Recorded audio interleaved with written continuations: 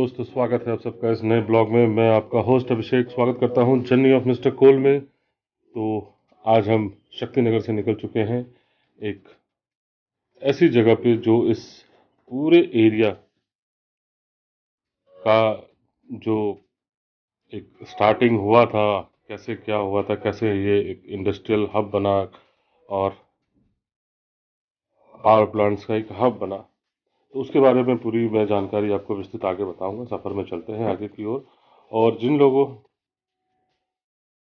आप जो है हमारे साथ मिस्टर कोल अंडरस्कोर जर्नी इंस्टाग्राम पे भी जुड़ सकते हैं, और वहाँ पे जो है आपको लेटेस्ट फोटोज़ और वीडियोस जो हैं वो ब्लॉग के आने से पहले आपको मिल जाती है वहाँ पे। तो चलिए सफ़र में चलते हैं और इंटरेस्टिंग प्लेस मैं आपको ले चलता हूँ। बहुत से लोगों को इसके बारे में जानकारी है, बहुत सारे लोगों के बारे में बहुत जो पुरानी चीज़ें हैं वो नहीं पता है। तो चलिए चलते हैं। आज हम निकल चुके हैं रेणुकूट, जो शक्ति नगर से लगभग 60 किलोमीटर का डिस्टेंस है इसका। और ये बिल्कुल पहाड़ों के बीच से होता हुआ, वादियों के बीच से, ग्रीनरी से होता हुआ एक बहुत ही अच्छा और मज़ेदार सफ़र है। और मानसून का टाइम भी आ चुका है, तो चारों तरफ हरियाली बिल्कुल चरम पे है। और तो चलते हैं और मैं आपको कुछ फैक्ट्स बताता हूँ रेणुकूट के बारे में। कि रेणुकूट जो है वो फेमस है अपने रिहन डैम के लिए, जो कि उसे गोविंद बल्लभ पंत सागर के ऊपर बनाया गया है, जो कि लार्जेस्ट डैम है इंडिया का वॉल्यूम के मामले में। तो मैं आपसे रिक्वेस्ट करना चाहूँगा कि आप चैनल को सब्सक्राइब जरूर करें, कि मैक्सिमम जो हमारे व्यूवर्स हैं वो देख करके चले जाते हैं और सब्सक्राइब नहीं करते हैं। तो मैं आपसे रिक्वेस्ट करूँगा कि आप अगर सब्सक्राइब करते हैं तो मुझे भी प्रोत्साहन मिलता है, और मैं इसी तरह के वीडियोज़ फिर मैं आपके लिए लेके आता रहूँगा। चलिए सफ़र में चलते हैं। तो जैसा कि मैं बता रहा था आपको कि रिहन डैम जो है वो इंडिया का लार्जेस्ट डैम है वॉल्यूम के कंपैरिजन में। और जो है ये एक आर्टिफिशियल, इंडिया का सबसे लार्जेस्ट आर्टिफिशियल लेक से बना हुआ। और ये जो है पिपरी में है, और ये सोनभद्र डिस्ट्रिक्ट में उत्तर प्रदेश के आता है। और ये जो है बिल्कुल बॉर्डर पर पड़ता है एमपी और छत्तीसगढ़। और सोन रिवर के ऊपर जो है इसकी ट्रिब्यूटरी से ये बना हुआ है। और जैसा कि अभी आप ये देख पा रहे हैं, वन देवी मंदिर है रेहन डैम, बस इसके आगे ही है। आपको इन माता का आशीर्वाद लेकर के ही इस वादियों में, इस पहाड़ों पे जो है आप सेफली ड्राइव करें।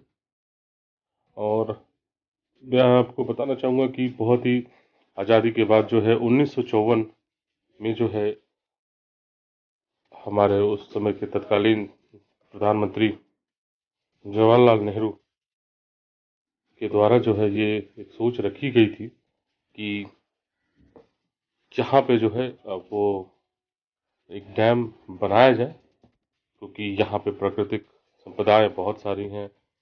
तो इसलिए जो है इसका काम जो है 1954 में स्टार्ट हुआ, और 1962 में जवाहरलाल नेहरू द्वारा जो है इसका उद्घाटन किया गया था। देख पा रहे हैं क्या खूबसूरत नज़ारा है ये।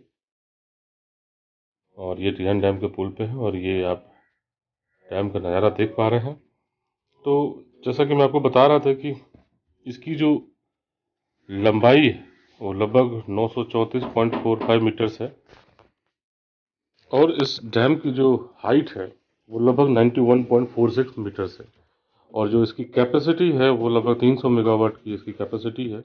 और ये हाइड्रो पावर प्लांट है, और जो कि आप कह लें कि इस जगह की एक शान है, एक लैंडमार्क है इस पूरे एरिया का। तो मैं आपको बताना चाहूँगा कि उस समय जो तत्कालीन प्रधानमंत्री श्री जवाहरलाल नेहरू जी जो थे, वो जब इसका उद्घाटन करने 1962 में आए थे, तो उनके साथ उस समय जो जीडी बिरला और जेआरडी टाटा दोनों साथ में आए थे उस समय में। और उन्होंने रिक्वेस्ट किया था दोनों लोगों से कि आप जो है यहाँ पे एक इंडस्ट्री लगाए ताकि इस एरिया का जो उत्थान हो सके, क्योंकि हाइड्रो पावर प्लांट भी इनॉग्रेट वो कर रहे थे, प्लस यहाँ पे कोयला की भरपूर संपदा है, तो और बहुत सारे रिसोर्सेज थे, तो इसलिए उन्होंने उनको रिक्वेस्ट किया कि आप जो है एक यहाँ पे अपना एक इंडस्ट्रियल हब बनाएं। तो उस समय जीडी बिरला जी ने रेणुकूट में जो है वो हिंडाल्को की स्थापना की उस समय 1963 में। और उस समय जवाहरलाल नेहरू जी का कहना था कि आप जो है इसको मिनी स्विट्जरलैंड बनाएं, जो कि उस समय उनकी ये सोच थी, क्योंकि ये एरिया बिल्कुल आप देख पा रहे होंगे बिल्कुल प्राकृतिक सौंदर्य से भरपूर है। और तो उनकी सोच इतनी बड़ी थी, इतनी कि वो बिल्कुल आज जो हम देख पा रहे हैं इस एरिया का डेवलपमेंट देख पा रहे हैं, उन्होंने बहुत पहले इस चीज़ को लगभग 60-70 साल पहले देख लिया था। तो रेणुकूट की जो स्थापना है वो उसी समय, जब 1963 में जीडी बिरला जी ने जो है हिंडाल्को एल्युमिनियम प्लांट जो अपना लगाया, उसी के कारण जो है इस एरिया का और भी उत्थान हो सका, जिसके कारण से रेणुकूट जो इतना प्रसिद्ध है। और रेणुकूट जो है वो रॉबर्ट्सगंज जो डिस्ट्रिक्ट है उससे लगभग लगभग 60, मान के चलिए 60 to 70 किलोमीटर्स की दूरी पे है। और अभी फ़िलहाल हम लोग चलते हैं और दिखाता हूँ मैं आपको रेणुकूट का रेलवे स्टेशन, जो कि बिल्कुल अभी फ़िलहाल सुनसान पड़ा हुआ है, क्योंकि 2 या 3 ट्रेनें ही जो हैं अभी यहाँ से जाती हैं। और ये रेणुकूट का आप ये स्टेशन देख पा रहे हैं, यहाँ से जो है आपको वो कनेक्टिविटी मिल जाती है। आप जो है कोलकाता जा सकते हैं शक्तिपुंज के थ्रू। आप आप यहाँ से दिल्ली जा सकते हैं। दिल्ली के लिए जो है 2 ट्रेनें हैं यहाँ से। अभी पता नहीं मुझे कि इस समय अभी रन कर रहा है कि नहीं कर रहा है। एक झारखंड एक्सप्रेस है और एक मुरी एक्सप्रेस है, जो दोनों जो है वो आपको दिल्ली तक का सफ़र जो है वो तय कराती है। और इस एरिया में कहा जाए कि नियरेस्ट जो रेलवे स्टेशन है जहाँ पे 2 से 3 गाड़ियाँ आती है, तो वो रेणुकूट ही है, जहाँ से आप चाहे आप कोलकाता की ओर चाहे आप दिल्ली की ओर आप जा सकें, फिर बाद में आपकी कनेक्टिविटी जो भी हो वहाँ पे से आप कनेक्ट कर सकें। देख पा रहे हैं। और इसका अंदर से भी अगर आप जाएंगे तो वहाँ भी बहुत ही अच्छा नज़ारा, काफ़ी ये हाइट पे बना हुआ है। और जो रेलवे स्टेशन है नीचे की ओर है। और ये नॉर्दर्न कोलफील्ड लिमिटेड सिंगरौली का बोर्ड आप देख पा रहे थे। चलिए सफ़र में आगे तक चलते हैं और आपको और दिखाते हैं आगे।